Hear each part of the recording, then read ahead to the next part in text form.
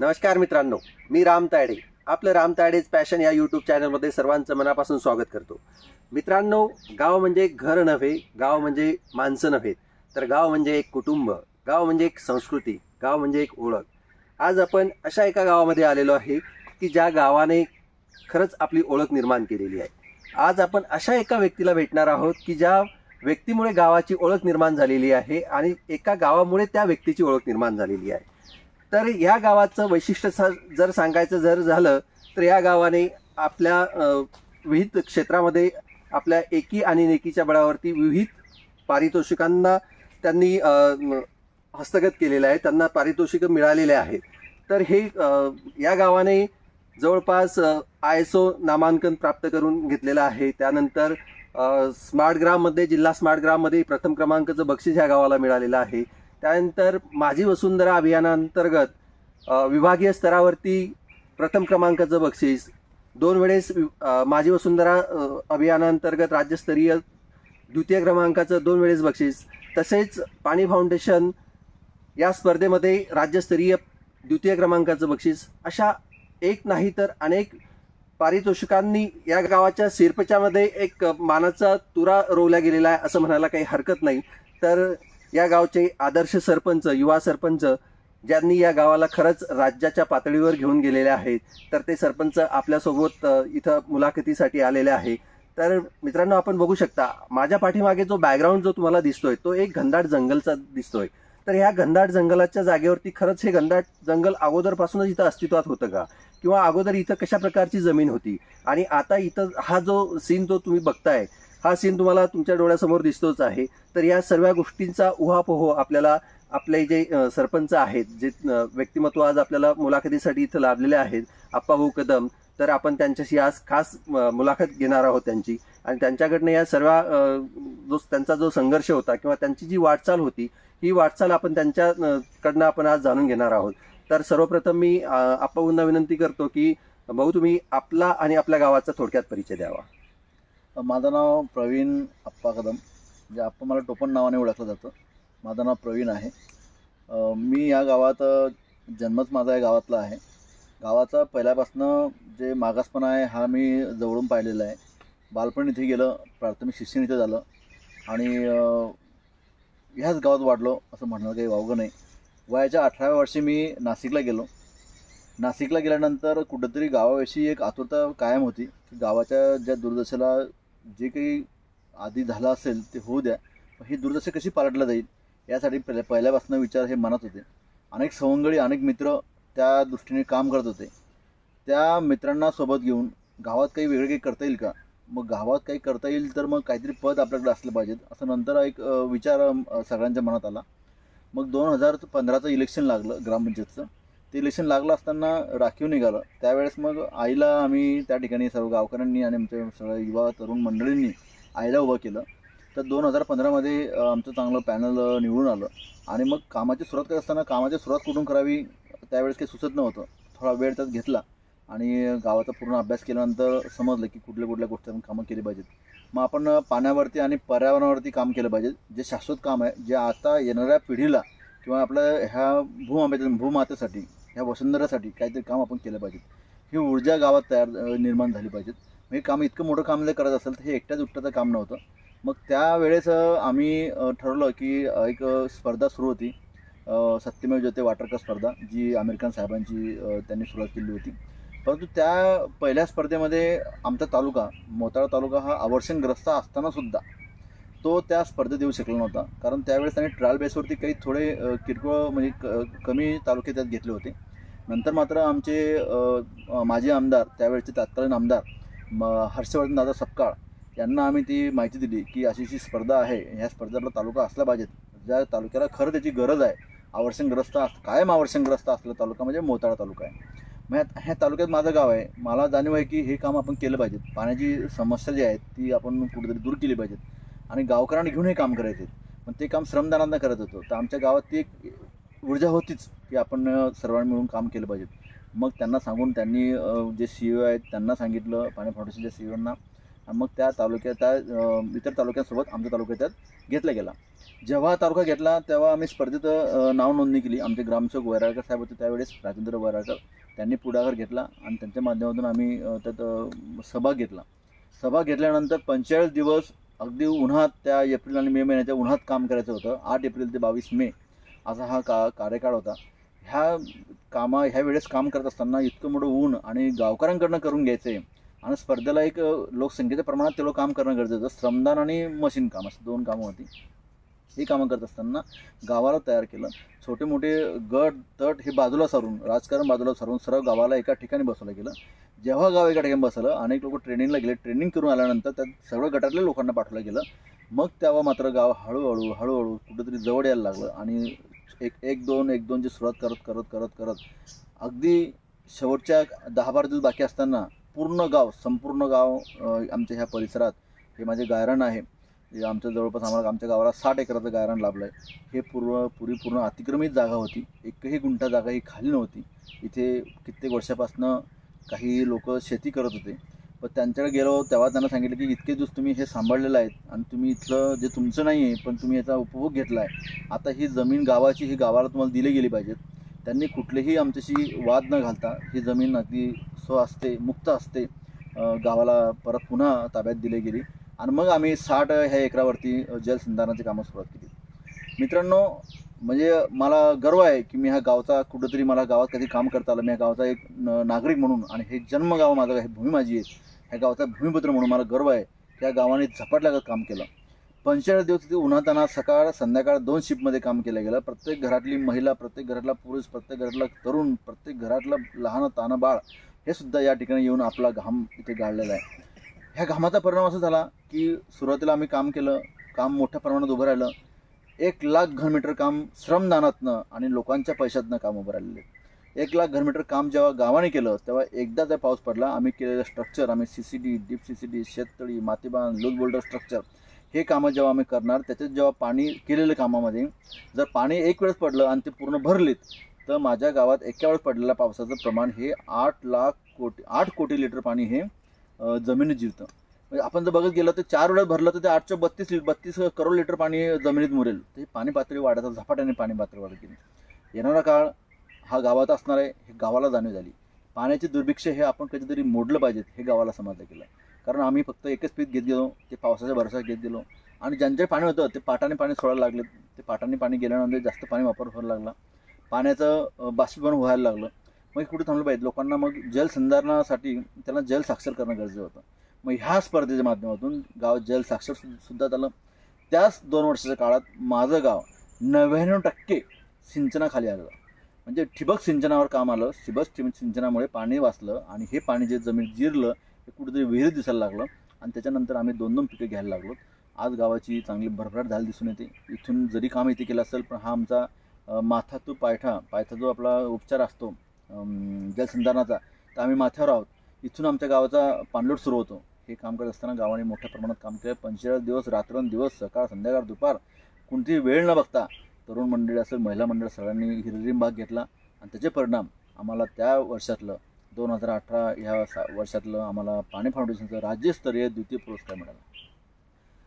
भाऊ, मला आता तुम्हाला दुसरा प्रश्न असा विचारायचा आहे की आज मी ज्यावेळेस गावामध्ये मी चौकशी केली त्यावेळेस मला असं प्रकर्षानं जाणवलं की आपल्या ग्रामपंचायतीला आपल्या नेतृत्वामध्ये अनेक पुरस्कार प्राप्त झालेले आहे. तर ह्या पुरस्कारांची जी शृंखला आहे ती तुम्ही कंटिन्यू कशी ठेवली? म्हणजे एक पुरस्कार प्राप्त झाल्यानंतर तुम्हाला दुसऱ्या पुरस्कारासाठी तुम्हाला कशा पद्धतीनं मेहनत करावी लागली किंवा तुम्हाला त्याची जोड कशी लाभली याविषयी आमच्या प्रेक्षकांना जाणून घ्यायला आनंद वाटेल. तर रामसर, आपण ज्यावेळेस हे प्रथम पुरस्कार घेतला गावाने, त्यावेळेस गावात एक ऊर्जा तयार झाली होती. मग ती ऊर्जा टिकून ठेवण्यासाठी आम्ही हे प्रयत्न केले गेले की आपण खरंच ज्या संदर्भावरती कामं केलेलं जर गावाने असेल तर आज जी गरज आपली आहे पर्यावरणासंबंधी कामं करायची.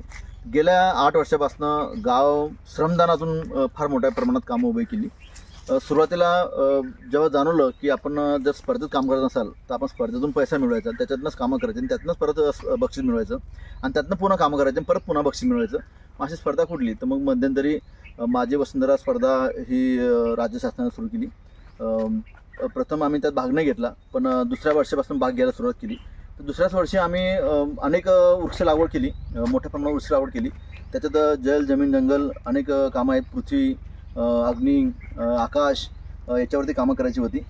त्यावेळेस जाणवलं की आपण ही कामं आपलीच आहे, जे आपण करत आहोत, जे आपण आपलं गाव हे कामाला झपाटलेलं आहे, तीच कामं हे आहेत.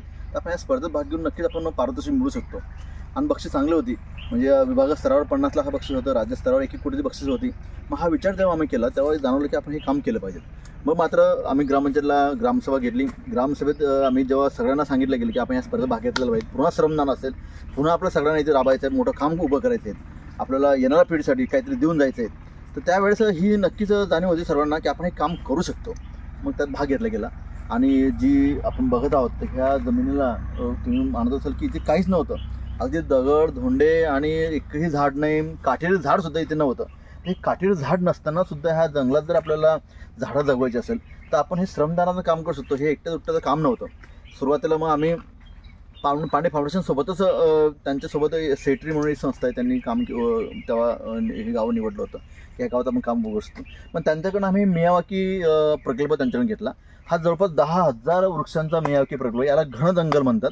याची वाढ ही खूप लवकर होत असते आणि आपल्याला कमी जागेत जास्त झाडांचं जर एका ठिकाणी उभं करायचं असेल, 10,000 झाडं, आणि त्याला बक्षीस पण तसं होतं, किती झाडं लावलेत, किती जगवलीत, त्याचं डेन्सिटी असेल पण याचं मृत व्हायचं प्रमाण खूप कमी आहे. तर मग ही संकल्पना आम्ही त्यावर राबवली आणि 10x10चे आम्ही स्वतः गावकऱ्यांनी आणि आम्ही ग्रामपंचायतनी उभं राहून हे कामं उभं केली गेलेली आहेत.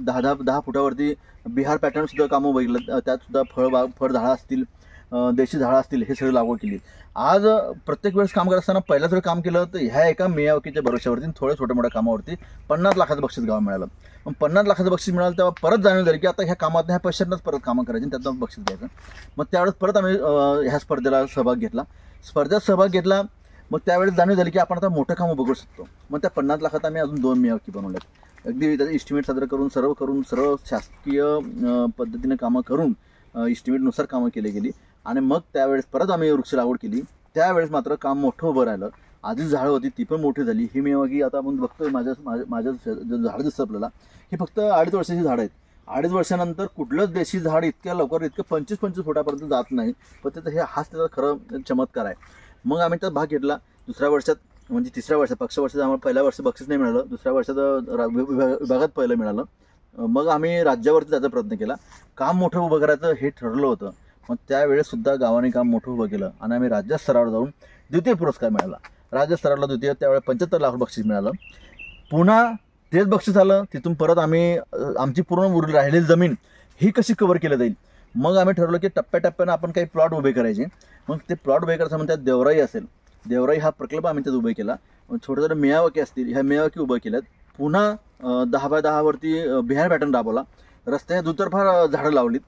प्रत्येक झाड एक ठिबकद्वारेच आम्ही ते कव्हर केलेलं आहे. म्हणजे पाण्याशिवाय झाड जगू शकत नाही. आज ती परिस्थिती आपण ठेवलेली नाही. मनुष्याने वसुंधरेला इतकी हानी पोहोचवलेली आहे की तापमान हे सतत वाढत आहे. आज 2 महिने जरी पाणी नाही दिलं शेवटचं झाड टिकत नाही, कारण आज आपण त्याला नैसर्गिकरित्या जगावं असं वातावरण आपण इथे ठेवलेलं नाही. मग पाण्याशिवाय झाड जगणार नाही. आम्ही मग थोडं प्रमाणात मग त्याला ठिबक असेल, त्याला कंपाऊंड असेल, त्याला पूर्ण कव्हर केलं गेलं. प्रत्येक झाडाला आपण बघत असाल की पाईपलाईन टाकून आणि ड्रिपद्वारेच पाणी दिलं गेलं आहे. तर हे पाणी देत असताना माहिती आहे की कमी पाण्यामध्ये झाड आपलं जगलं पाहिजेत. आणि तुम्ही बघत असाल माझं प्रत्येक झाड हे न मरता प्रत्येक झाड जिवंत आहे. त्यावेळेसुद्धा मोठं काम उभं केलं आणि पुन्हा राज्यस्तरीय द्वितीय पुरस्कार मिळाला. असं 75 लाखाचं बक्षीस पुन्हा मिळालं. म्हणजे 75, 1.5 आणि 50 असं 2 कोटीचं बक्षीस गावाला मिळालं. त्यातनं जवळपास एक 1.25 कोटी आम्ही झाडावरतीच खर्च करतोय. कंटिन्यू त्याला पाणी असेल, लाखो झाडं माझ्याकडे जिवंत आहेत. एक झाड जरी मोजलं तरी 1 लाखाच्या वरती झाड माझ्याकडे असणार. शासनाच्या MRGची जी इस्टिमेट असतात ती जर आपण बघितली गेली तर 1200 झाडांना सुद्धा 10-10, 12-12 लाखाचं त्याला इस्टिमेट आहे. ही लाखो झाडं आम्ही जगवलेली आहेत. 1000-1200 नाही तर लाखो झाडं जगलेत. त्या प्रमाणात ती अमाऊंट जर म्हणलं ती खूप कमी आहे. पण गावाने काम उभं केलं. गावाने एकी आणि नेकीच्या बळावरती काम उभं केलं. हे काम उभं करत असताना गुराख्यांनी सुद्धा समजून घेतलं की झाडं आपली, हे गाव आपलं, हे आपण वाचवलं पाहिजे. त्यामुळे गावाने सुद्धा गुराख्यांना सुद्धा ह्या झाडांना कधी बैलांपासून त्यांना संरक्षण दिलं, कधी त्यांच्यापासून नुकसान होऊ दिलं नाही. जनावरं असतील, बकऱ्या असतील, याच्यातर्फे याच्यामार्फत त्यांनी संरक्षण दिलं गेलं आणि परत हे गाव एका लेव्हलला कसं जाईल, राज्यात नाही आम्ही राष्ट्रीय स्तरावर कसं जाऊ हे प्रयत्न आमचे कायम असतील. आज तुम्ही बघत असाल मित्रांनो, तर प्रत्येक झाड, प्रत्येक वृक्ष हा देशवृक्ष आहे. या ठिकाणी अनेक प्रकारची पक्षी, पशु, कधी मी मागील 25 वर्षात बघतोय तर माझ्या गावात कधी मोर आम्ही बघितलेला नाही. पण या ठिकाणी 10 ते 15 मोर आम्हाला एकाच वेळेस, काही वेळेस सकाळ संध्याकाळच्या वेळी आलो तर निदर्शनास येतात. म्हणजे आम्हाला कुठेतरी बायोडायव्हर्सिटी गावात इथून पुढे वाढत आहे. आपण हे वारूळ बघतोय, हे वारूळ ज्या जमिनीत वारूळ असणार म्हणजे समजून घ्या तिथली बायोडायव्हर्सिटी कशी वाढते, तिथलं निसर्ग चक्र कसं सुरू झालेलं आहे. ज्या ठिकाणी जमीन चांगली असेल, जागा चांगली असेल त्याच ठिकाणी हे वारूळ बनतं. म्हणजे आपण बघत आहोत की हळूहळू माझ्या गावातली बायोडायव्हर्सिटी कशी वाढते आणि इथून पुढे नक्की त्याचा प्रसार हा खूप मोठ्या प्रमाणात होत राहील. हे मिळावं जरी महाग असेल पण इथे येणारं पाखरं ही या ठिकाणी जे आलेलं बीज असेल हे बीज खाऊन त्याचं कुठंतरी दुसरीकडे रोपण होणार आहे. आणि आपल्याला माहिती आहे की एक नैसर्गिक पद्धतीने जर झाड वाढणार असेल तर ते पाखरांनी पक्ष्याने खाल्लेलं जे बीज त्याच्या विष्ठेद्वारे बाहेर पडतं त्याचं मात्र ते मृत होत नाही. आणि तेच खरं ह्या मियावाकीचं खरं वैशिष्ट्य आहे की कमी जागेत जर जास्त खर्च लागणार असेल पण हे पाखरं जे सगळी पसरणार आणि ते बीज टाकणार आणि देशी वृक्षाचं बीज टाकणार, ते परत हा जंगल, परत हा आपली सृष्टी कशी हरीभरी राहील आणि पुन्हा आपलं ते जुनं वैभव आपल्या देशाला, आपल्या ह्या भूमात्याला कसं तयार होईल, कसं परत मिळेल, यासाठी गाव हे प्रयत्नशील आहे. माझा प्रश्न आहे की तुम्हाला हे जे सर्व पुरस्कार प्राप्त झाले, ह्या बऱ्याचशा पुरस्कारांमध्ये लोकांचा सहभागाचा तुम्ही जास्त उल्लेख केलेला आहे. तर हा सहभाग ज्यावेळेस लोकांचा तुम्हाला प्राप्त झाला त्यामध्ये काही अडचणी निर्माण झाल्या का, याविषयी थोडक्यात सांगा. पाणी भरवण्याची स्पर्धा संपल्यानंतर अनेक स्पर्धेत भाग घेतला. एक जाणीव तयार झाली होती की आपल्या गावाला एक लोकसहभागाची परंपरा तयार झालेली आहे. मग ही परंपरा कायम राखावी यासाठी आम्ही प्रयत्नशील होतो. मग प्रयत्नशील आहो, गाव जर एकत्र ठेवत असेल तर काय केलं गेलं पाहिजेत. मग येणारा काळ हा दुसऱ्या इलेक्शनचा होता 2021 साली. मग त्यावेळेस जाणवलं की आता आपण पुन्हा गावात इलेक्शन करायचं, पुन्हा पार्ट्या उभ्या करायच्या, परत गावात जी एकी ती कुठेतरी बेकी होऊन जाईन. मग त्यासाठी काय प्रयत्न केले गेले पाहिजेत. मग मात्र पूर्ण गाव पुन्हा एकत्र बसवलं. गावाला सांगितलं गेलं की आपण दोन्ही पार्ट्या असेल तर दोन्ही पार्ट्या एकत्र बसून आणि आपण अनोपस कसं होईल, अविरोध कशी निवडणूक होईल, हे आपण कुठेतरी विचार केला गेला पाहिजेत. आज गाव जर एका ठिकाणी बसलं असेल, एका जागेवर जर असेल तर पुन्हा हे गाव दुभंगायला नको. मग आम्ही दोन्ही पार्ट्या एकत्र बसलो आणि त्यातनं अनोपज ही इलेक्शन झालं. त्यामुळे गेल्या 5 वर्ष, मागच्या 5 वर्षामध्ये जशी गावात शांतता राखली गेली तीच कायम राखली गेली पाहिजेत. आणि त्या माध्यमातून कुठेतरी परत पुन्हा गाव एकत्र येईल आणि जो लोकसहभाग आहे हा सहजच सुरू राहील. काही वेळेस लोकसहभागाला काहींकडनं विरोध झाला. काहींना सांगितलं गेलं की तुम्ही तिथे फुकट कामाला जाल, त्याचं बिल ते काढून घेतील, तुमच्या नावावर पैसे काढतील, तुम्हाला पैसे मिळणार नाही, ते पैसे कमवून मोठे होतील. असं काही वेळेस झालं. छोटे मोठे राजकारणाचे विषय असतात ते होत गेलेत, पण खूप काही कोणी ताणून धरलं नाही, ते मागे पडत गेलं. आणि गावाला जेव्हा कळलं की आपण ज्याच्या हातात हे गावाचे सूत्र दिलेले आहेत तो एक त्यांना विश्वास तयार झाला की ह्या व्यक्तीकडनं असं काही घडणार नाही.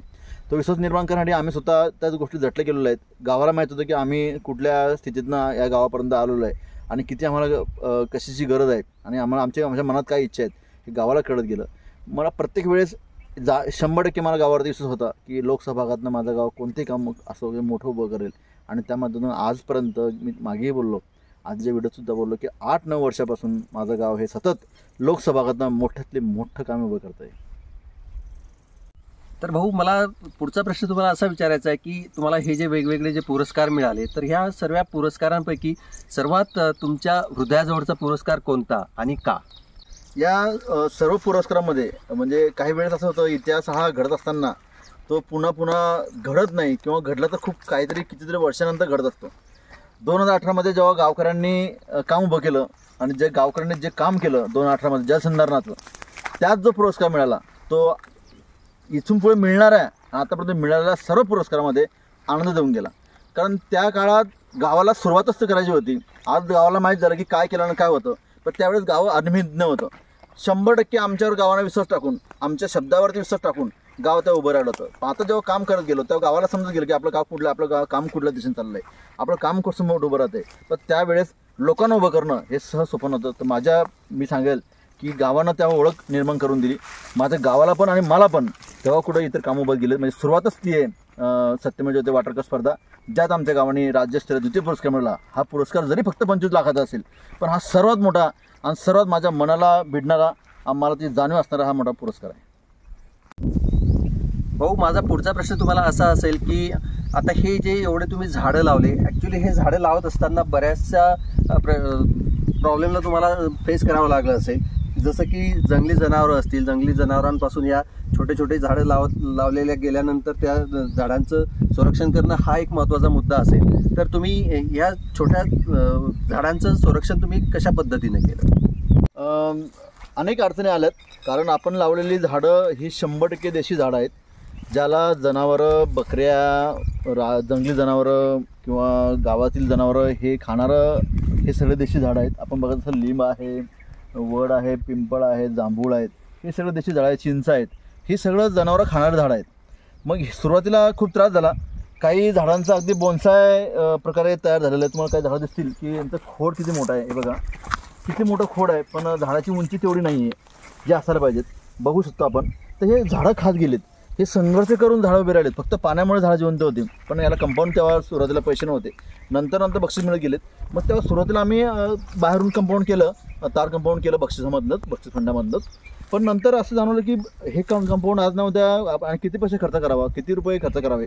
तर मग लक्षात आलं की आपण कुठंतरी जेव्हा आपला बांध आहे, बंधारा म्हणतो आम्ही त्याला, की बांधावरती जर आपण कायमस्वरूपी त्याचं उत्पन्नसुद्धा ग्रामपंचायतला मिळेल आणि त्यातनं काही दुसरे बाहेरून रानटी जनावरांवर येणार नाही. आपण दिवसा जर रखवाली केली, रात्री येणारे हरणं असतील किंवा डुकरं असतील, हे निलगाय असतील, ह्या आपण कशा थांबवायच्या, ते रात्रीच येणारे प्राणी आहेत. मग तेव्हा जाणून झालं की आपण कुठेतरी बांबूची लागवड केली गेली पाहिजे. मग मात्र तेव्हा पूर्ण ह्या 30 एकर परिसरामध्ये पूर्ण साईडने पूर्ण आम्ही याला बांधावरती अशी बांबू लागवड केलेली आहे. आज आपण बघत आहोत की हे 2 वर्षापूर्वीचे बांबू आहेत. 2 वर्षापूर्वीचे बांबू आज किती मोठे झालेले आहेत. याचा परिणाम असा आहे की एकतर ऑक्सिजन आणि जे काही निसर्गाला पाहिजे ते बांबू पूर्ण देत आहे आणि भविष्यात ह्याच बांबूचा उपयोग हा ग्रामपंचायतीला उत्पन्न म्हणून सुद्धा मिळेल. तर आम्ही बघत आहोत, तुम्ही बघत आहात की आम्ही हे पूर्ण असं मोठं कंपाऊंड या जंगलाला उभं केलेलं आहे आणि त्यातनं जनावरं येणाऱ्या काळात जनावर नक्कीच येणार नाही आणि त्यामुळे आतील झाडं ही सगळं जिवंत राहतील. हे बघा कसं नैसर्गिक कंपाऊंड आपल्याला या ठिकाणी झाडं दिसून येते. म्हणजे निसर्गाला सुद्धा फायदा आहे, येणाऱ्या काळात ग्रामपंचायतीला सुद्धा फायदा होणार आहे. अगदी दाट, याच्यातनं कुठलाही प्राणी, मनुष्य याच्यातनं आत प्रवेश करू शकत नाही. आतमध्ये चांगली फळ झाडं आहेत, देशी झाडं आहेत, ती झाडं आता जगू शकतात.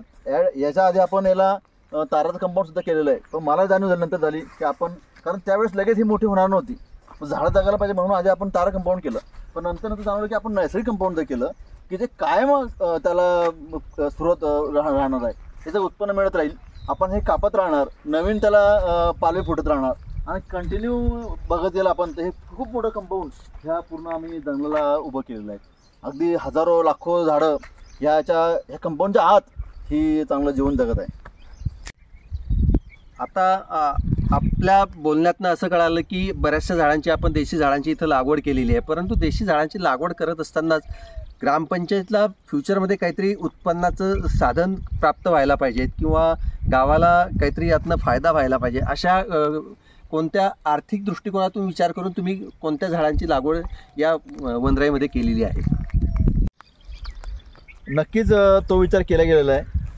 सुरुवातीला जाणून झाली की आपण देशी वृक्ष लागवड करत असताना ते शेकडो वर्षाचे झाड राहील, तर त्याच प्रमाणात आपण देशी फळ झाडं काय लागवड करू नये. मग आम्ही 70-30चा रेशो त्यात ठेवला की 70% इतर झाडं जी निसर्गाला गरजेचीच आहे आणि 30% ही फळ झाडं की 100% त्याचा फक्त व्यावसायिक वापर होऊ नये, भविष्यात काही त्याचे दुष्परिणाम होऊ नये म्हणून 30% झाडं ही आम्ही फळ झाडं लागवड केलेली. त्यात तुम्हाला सांगतो, आंबा आहे, जो देशी आंबा आहे, काही केशर आंबासुद्धा आहे, चिंच आहेत, जांभूळ आहे आणि सीताफळ आहे. अशा प्रकारची झाडं आम्ही लावले आहेत. तुम्ही आता बघू शकतात की हे जांभूळ आहे, ही जांभूळ झाडं आहेत. ही जवळपास आम्ही ह्या पूर्ण जंगलात ही 10% प्रमाण ह्या झाडांचं असेल मोठ्या प्रमाणात जांभूळ. आणि आमच्या वातावरणात ते सूटसुद्धा होतं आहे, चांगलं झाड झालेलं आहे. आणि नंतर तुम्हाला दाखवतो मी इथे शेजारीचं बघा सीताफळ आहे. आपण सीताफळाचं झाड बघू शकता, हे सीताफळाचं झाड आहे, त्याला सीताफळसुद्धा लागलेली आहेत. ही मागील वर्षापासून सीताफळ लागत आहे. सध्या बघा ही बाल्यावस्थेमध्ये आहे, परंतु अगदी तुम्ही बघू शकतात की एकाच झाडाला 25 ते 30 सीताफळ आपल्याला दिसत आहे. झाड छोटं आहे, जास्त पण कमी नाही, 100च्या आसपास हे सीताफळ आहेत याला लागलेली. इकडनं बघा ही काही पिकासुद्धा आलीत. याला काळे डाग पडणे म्हणजे डोळे फुटणे म्हणता याला, म्हणजे हे पिकण्याचे लायक झालेले आहेत. तर अशी झाडं आम्ही लावलेली आहेत. साधारण 30% झाडं हे फळझाडं आहेत, जी भविष्यात ग्रामपंचायतीला आणि गावाला एक हक्काचं फळ खायला मिळेल ह्या दृष्टीने झाडाची लागवड आम्ही केलेली आहे. हे आंब्याचं झाड आहे, हे केशर आंब्याचं आहे. पलीकडच्या प्लॉटमध्ये आपण बघितलं असेल तिथे आम्ही देशी आंब्याचं लागवड केलेली आहे, जे अगदी 50 वर्षापर्यंत टिकणार आहेत, 100 वर्षापर्यंत टिकणार आहेत. हे मात्र केशर आंबा आहे, जो प्रत्येक वर्षाला आणि लवकर उत्पन्न आपल्याला देऊ शकेल. तर आम्ही हा जवळपास हा पूर्ण प्लॉटच आंब्यांसाठी राखून ठेवलेला आहे. या ठिकाणी 400 रोपं हे आंब्याची आहे, सतत लावलेली आहे, 10 बाय 10च्या अंतरावरती आहे. मध्ये मध्ये कुठेतरी आपल्याला जांभूळचं झाड दिसत असेल, ते पण या ठिकाणी. जांभूळ आणि आंबा असे हे प्लॉटची लागवड आम्ही केलेली आहे. जवळपास 900 झाडं आम्ही लावलेली आहेत. त्यात 400 झाडं आहेत आणि 400 झाडं ते आहेत. अशा 800 ते 900 झाडं या ठिकाणी अस्तित्वामध्ये. भाऊ, मला तुम्हाला पुढचा प्रश्न असा विचारायचा आहे की गव्हर्नमेंट प्रत्येक वेळेस वेगवेगळ्या योजना राबवतात आणि वेगवेगळ्या योजना राबवत असताना कोटींचा खर्च त्या योजनांवरती केला जातो. तर हा खर्च करत असताना बऱ्याच वेळा त्या योजना राबवत असताना फोटो सेशन केल्या जाते. झाडं लावतानाचं मंत्र्यांचं फोटो सेशन होत असते, परंतु नंतर त्या झाडांचं होते काय हे कुणालाही काही कळत नसते. तर यावरती आपलं मत काय? नक्कीच तसं बघायला गेलं तर शासन स्तरावरती याच्यासाठी खूप मोठा निधी शासनाने प्रत्येक अर्थसंकल्पात मांडलेला असतो आणि त्याच दृष्टीने शासनाच्या अनेक नर्सऱ्या आपण बघत असतो, जे झाडांची रोपं प्रत्येक वर्षात लाखो करोडो झाडांची रोपं प्रत्येक वर्षात ती बनत असतात आणि ती लावणं हे प्रत्येक ग्रामपंचायतीला, प्रत्येक शासकीय आस्थापनेला एक टार्गेट दिलं जातं की हे कामं त्यातनं झाले पाहिजेत. मध्यंतरी आपण बघितलं असेल की खूप मोठा गादावादा करून 33 कोटी वृक्ष लागवड हे आपण कुठेतरी ऐकलं, तुम्ही सुद्धा ऐकले असेल, दर्शकांनी सुद्धा ऐकले असेल. तर त्या 33 कोटी वृक्ष लागवडीचं नंतर काय झालं त्याचं ऑडिट कोणी करत नाही. ती झाडं आहे नाही आहे, 33 कोटी झाडं जर ह्या महाराष्ट्रात जगले असतील तर मला वाटतं की ह्या वर्षातच, मी 3-4 वर्षापूर्वी हा विषय घडलेला आहे की 33 कोटी वृक्ष लागवड करायची आहे. जर इतकी वर्ष जगली असेल तर या वर्षातच कुठंतरी तापमान काहीतरी अंश सेल्सिअस हे कमी झालेलं आपल्याला दिसलं असतं. झाडं जगत असताना कदाचित पोटचं लेकरू सहज मोठं होतं, पण देशी झाड हे सहज मोठं होत नाही, त्याला लेकरापेक्षाही खूप सांभाळावं लागतं. आपण बघत असाल की झाड लावल्यानंतर त्याला गवताचं आच्छादन करावं लागतं, प्रत्येक झाडाला पाणी कसं पोहोचेल यासाठी काम केलं असतं, त्याला खतं असतील, त्याची निगराणी असेल, त्याची छटाई असेल, हे सगळं कामं आता करावं लागतात. गेलेला काळ हा वेगळा होता की झाड एकदा लागलं की ते वाढलं, तसं आता होत नाही. प्रत्येक झाडाला लेकरापेक्षाही जास्त प्रमाणात आपल्याला त्याला जीव लावून मोठं करावं लागतं, उभं करावं लागतं. मी माझ्या गावात जर लाखो झाडं उभे केले असतील तर प्रत्येक झाडाला लेकराप्रमाणे जपलेलं आहे, आमच्या माणसाने लेकराप्रमाणे जपलेलं आहे. श्रमदानानं कामं केले, पैसे देऊन कामं केलं, बक्षिसातून कामं केलं असतील, पण फक्त बक्षीस खर्च करून इस्टिमेट झालं आणि पैसे खर्च केलेत असं नव्हता. तर प्रत्येक झाड ह्या भूतलावरती, ह्या वसुंधरावरती कसं जगेल, माझ्या गावात कसं ते हरभरं राहील, माझं गाव कसं हिरवगार होईल, माझं गाव कसं नटून तटून दिसेल, माझं गाव कसं निसर्गाने समृद्ध राहील, यासाठी जर प्रत्येकाच्या मनात ती भावना असेल तर नक्कीच 33 कोटी झाडं ही नक्कीच दिसली असती. मला वाटतं त्यातली आता काहीच झाडं अस्तित्वात नसतील अशी माझी खात्री आहे. का त्याच्यानंतर काही ऑडिट झालं नाही, किती झाडं जगली हे काय माहिती नाही. मात्र आमची इथे प्रत्येक वेळेस आम्ही स्वतः येऊन प्रत्येक झाड जगलं पाहिजेत, ते मेलणं आणि कुठं झाडं कमी असेल तर त्या ठिकाणी परत रोपण केलं जातं आणि ते झाड वाढलं जातं. फक्त प्रेमाने, आपल्या आत्मीय शक्तीने जर आपली आत्मीयता सांगत असेल की झाड जगलं पाहिजे तरच झाड जगू शकतं. झाड कुठल्या इस्टिमेटने, कुठल्या पैशाने, कुठल्या योजनेने झाड जगू शकत नाही. तर भाऊ, जाता जाता मला आता मुलाखतीच्या शेवटी तुम्हाला असा एक प्रश्न विचारायचा वाटतो की बऱ्याचशा तरुणांना, तुमच्या वयाचे जे तरुण असतील त्या तरुणांनाही असं वाटतं की आपण आदर्श सरपंच व्हावं, आपण काहीतरी आदर्श काम करावं. तर तुम्ही या तरुण पिढीला तुमच्या माध्यमातून काय संदेश देऊ इच्छिता? नक्कीच आपण नवतरुणांना एक संदेश द्यायला पाहिजेत. काम करत असताना तुम्ही किती मोठं काम उभं केलं, जितकं मोठं जाम जास्त होईल तितका विरोध वाढेल, तितकी बदनामी सुरू होईल. तेव्हा कुठे नर्वस न होता, जर तुमच्या मनात एक शुद्ध भावना असेल की मला गावासाठी काम करायचं आहे, मला ह्या राज्यासाठी काम करायचं आहे, मला या देशासाठी काम करायचं आहे, याने जर कोणी तरुण झपटला असेल, नाहीतर कोणाला तरी पाहून आपण तसं झालं पाहिजे, तसं केलं पाहिजेत, पुढारी पण मिरवलं पाहिजेत, असं काम उभं राहू शकत नाही. तुम्ही लोकांच्या मागे उभं राहिलं पाहिजेत, लोकांच्या पुढे नाही. लोकांना समोर घेऊन तुम्ही मागून चालले पाहिजेत. मला वाटतं प्रत्येक सरपंचाला काम खूप काही जड नाही. गेल्या 6-7 वर्षापासून मला कुठलाही शासकीय म्हणजे बक्षीस सोडलेत तर मला कुठलाही डेप्युटीसुद्धा निधी नाही, मला कुठलाही आमदार निधी नाही, मला कुठलाही खासदार निधी नाही किंवा कुठल्याही इतर योजनेतनं मी निधी घेतला आणि गावातलं काम केलं असं नाही. बक्षिसातूनच काम करत गेले, गावाला सोबत घेऊन एका जनभावनेतनं आणि लोकसहभागातूनच कामं करत गेलो, त्यातनंच पैसा मिळवला. नक्कीच मी तरुणांना सांगू शकतो, तुमच्या मनात जर ही इच्छा असेल काम करायची, तरुणांनी राजकारणात यावं आणि गावाचा सरपंच होऊन खरंच सरपंच हे पद इतकं मोठं आहे की मी सांगाल की मुख्यमंत्री महोदयापेक्षाही खूप मोठं पद हे सरपंच आहे. त्याचा वापर तुम्ही कसं करताय, गावासाठी किती करताय, स्वतःसाठी किती करतायत, याच्यावर तुमचं मूल्यमापन ठरणार. आणि ते मूल्यमापन तुमचं शासन नाही तर तुमची गावातली जी जनता असेल, जे गावकरी असतील, हे मूल्यमापन करत असतात. आणि त्यातून तुम्हाला किती जनसहभाग लाभतो आणि गावातून लोकांचा किती मोठ्या प्रमाणात पाठिंबा मिळतो, याच्यावर तुमच्या गावाचा विकास ठरणार आहे. तर मित्र हो, आपल्याला या मुलाखतीसाठी शिंदखेड गावचे जे आदर्श सरपंच आप्पाभाऊ कदम आपल्यासोबत आपल्याला लाभलेले होते, तर त्यांनी वेळात वेळ काढून आपल्याला जो त्यांचा बहुमूल्य असा वेळ आपल्याला दिला, त्याबद्दल मी त्यांचे मनापासून आभार व्यक्त करतो. धन्यवाद.